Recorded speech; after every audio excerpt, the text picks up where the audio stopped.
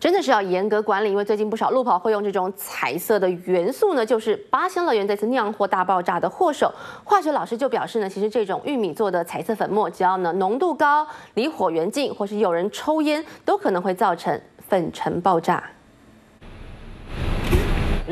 化学老师做实验，玉米粉在酒精灯火上瞬间燃烧，证明玉米粉制成的彩色粉末，只要浓度够高且接触热源，就有爆炸可能。不一定是玉米粉，我可以是淀粉，我可以是奶粉，可以是太白粉，只要一个可燃物，那它的颗粒够小，我只要有一点火源，或者是一个电的那个火光，或是人家有在抽烟，那这样的画面就可以这样的能量就可以足以使它产生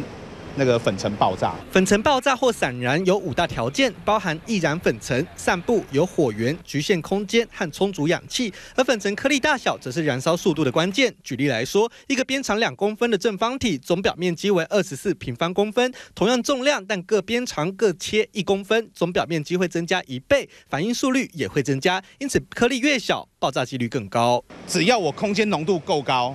你再大一点，你又不，因为你也不能到太大，它飞不上去，所以只要飞得上去的颗粒浓度够高，应该都会爆。27号在八仙乐园，就是因为超过数百人集中在同一空间，彩色粉末在空中的浓度达到门槛，加上因为多人摆动身体、击掌、灯光过热等因素产生热源，才会爆炸。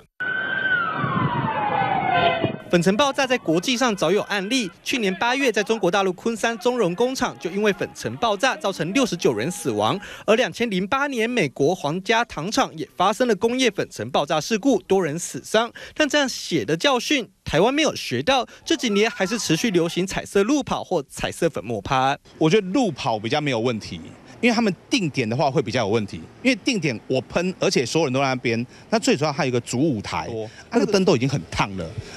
那样的温度就已经可以让它达到可以烧的温度。虽然彩色路跑粉尘爆炸几率低，但还是有一定的危险性。易燃的彩色粉末成了爆炸的恐怖粉尘，也让这场原本欢乐的场合成了恐怖派对。UDN TV 陈立汉、李宗宪、张念慈台北报道。